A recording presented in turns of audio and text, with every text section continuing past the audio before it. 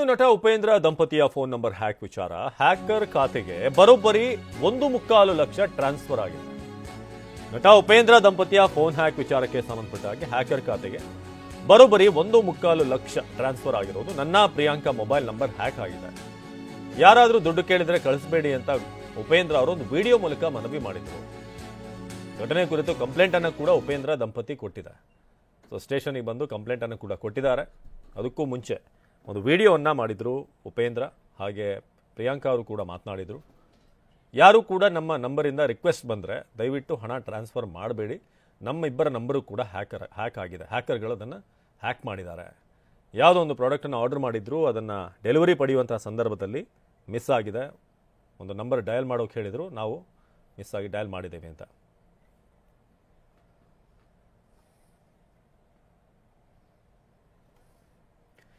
ಇನ್ನು ದೂರು ಕೊಟ್ಟ ನಂತರ ನನ್ನ ಮಗ ಆಯುಷ್ ಫ್ರೆಂಡ್ ಹಣ ಕಳಿಸಿದ್ರು, ಫೋನ್ ನಂಬರ್ ಹ್ಯಾಕ್ ಬಗ್ಗೆ ಪ್ರಿಯಾಂಕಾ ಹೇಳಿಕೆ. ಉಪೇಂದ್ರ ನನ್ನ ಫೋನ್ ನಂಬರ್ ಬ್ಲಾಕ್ ಮಾಡಿದ್ರು, ನನ್ನ ಅಣ್ಣ ಫೋನ್ ಮಾಡಿ ಹೇಳಿದ್ರು ಅಂತ ಪ್ರಿಯಾಂಕಾ ಹೇಳಿದ್ದಾರೆ.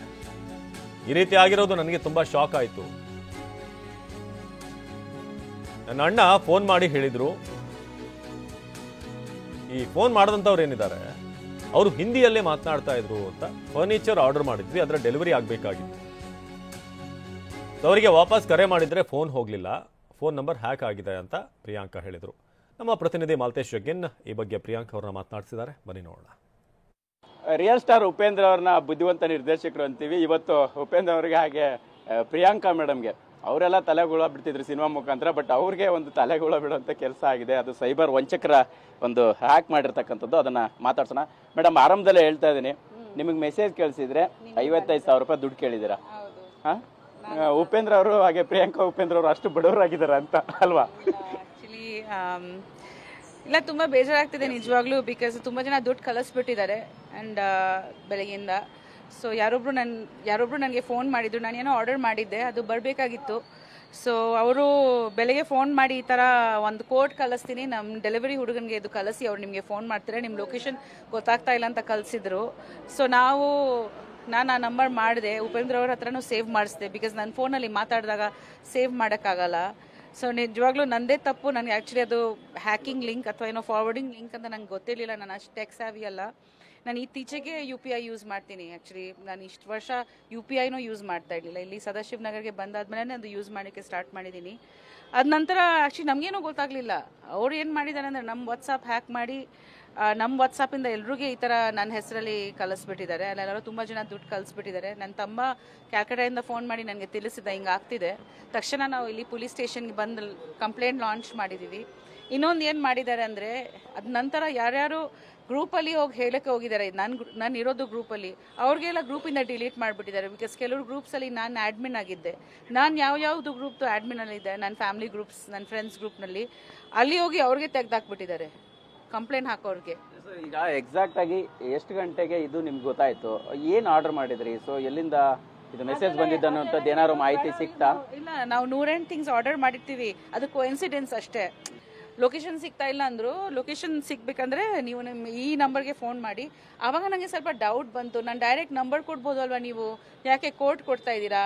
ಇಲ್ಲ, ನಾವು ಆಚೆದವರು, ನೀವು ಇದು ಫಾರ್ವರ್ಡ್ ಮಾಡಿ, ಅವ್ರು ನೋಡಿ ನಿಮಗೆ ಮಾಡ್ತಾರೆ ಅಂತ. ಅಲ್ಲಿ ನಾನು ತಪ್ಪು ಮಾಡಿದೆ. ಆ್ಯಕ್ಚುಲಿ ಅದು ನನ್ನ ಫೋನಿಂದ ನಂಬರ್ ಡಯಲ್ ಆದ ತಕ್ಷಣ ಏನಾಗಿದೆ ಅಂದರೆ, ನನ್ನ ಫೋನಿಂದ ಕಾಲ್ ಫಾರ್ವರ್ಡ್ ಆಗಿಬಿಟ್ಟಿದೆ ಆ ಆ್ಯಪಂಗೆ, ವಾಟ್ಸಾಪು. ನನ್ನ ವಾಟ್ಸಾಪ್ ಅವ್ರಿಗೆ ಹೊರಟೋಗಿದೆ. ಅವ್ರು ಆಮೇಲೆ ಇನ್ನೊಂದು ಕೋಡ್ ಹಾಕಿ ನನ್ನ ವಾಟ್ಸಾಪ್ ಆಕ್ಸೆಸ್ ತೊಗೊಂಡ್ಬಿಟ್ಟಿದ್ದಾನೆ. ಕಾಲ್ ಮಾಡಿದಂಥವ್ರು ಏನು ಮಾತಾಡಿದ್ರು? ಕನ್ನಡದಲ್ಲಿ ಮಾತಾಡಿದ್ರ, ಬೇರೆ ಲ್ಯಾಂಗ್ವೇಜಲ್ಲಿ ಮಾತಾಡಿದ್ರ, ಹೇಗೆ? ಹಿಂದಿಯಲ್ಲಿ ಮಾತಾಡ್ತಾ ಇದ್ರು. ಬಟ್ ನನಗೆ ಅದು ಇನ್ನೊಂದು ಡೌಟ್ ಯಾಕೆ ಬಂದಿಲ್ಲ ಅಂದರೆ, ನನ್ನ ಫರ್ನಿಚರು ಆಚೆಯಿಂದ ಬರ್ತಿತ್ತು. ನಾನು ದುಬೈ ಹೋಗಿಂದ ಮುಂಚೆ ಫರ್ನಿಚರ್ ಅವ್ರು ಫೋನ್ ಮಾಡಿ ಅಪ್ಪ ಫರ್ನಿಚರ್ ರೆಡಿ ಅವರೇ, ಅದು ಹಿಂದಿಯಲ್ಲಿನ ಮಾತಾಡಿದ್ರು. ಸೊ ನಾನು ಅವರೇ ಅಂದ್ಕೊಂಡಿದ್ದಾರೆ, ಅವರು ಬೇರೆ ಯಾವುದೋ ನಂಬರಿಂದ ಮಾಡ್ತಾರೆ, ನಾನು ಸರಿ ಅವರೇ ಮಾಡಿದ್ದಾರೆ ಅಂತ ಅಂದ್ಕೊಂಡಿದ್ದೆ ನಾನು. ಬಟ್ ನೋಡಿ, ಒಂದು ಅವರಲ್ಲಿ ಎಷ್ಟೆಲ್ಲ ತೊಂದರೆ ಆಯಿತು. ಲೈಕ್ ಆಮೇಲೆ ನಾವು ತುಂಬ ಇದು ಒಂದು ಒಳ್ಳೆ ಪಾಠ ನಮಗೆ. ಆಮೇಲೆ ನಮ್ಗೆ ಯಾರು ಇದನ್ನ ನೋಡ್ತಿದ್ದಾರೆ, ನಾನು ನಿಮಗೆಲ್ರಿಗೂ ಹೇಳ್ತೀನಿ, ಬಿಕಾಸ್ ನಾವೆಲ್ಲ ಟೆಕ್ಗೆ ಇತ್ತೀಚೆಗೆ ನಾವೆಲ್ಲರೂ ಟೆಕ್ನಾಲಜಿ ಯೂಸ್ ಮಾಡ್ತಾ ಇದ್ದೀವಿ ಜಾಸ್ತಿ. ಅಂತ ತುಂಬ ಜನ UPI ಯೂಸ್ ಮಾಡ್ತಾರೆ. ಸೊ ಅದಕ್ಕೆ ನಾವು ಭಯ ಪಡೋಂಗಿಲ್ಲ, ಬಿಕಾಸ್ ಅದು ನೆಕ್ಸ್ಟ್ ಎಲ್ಲ UPI ಯೂಸ್ ಮಾಡ್ತಾ ಇರೋದು.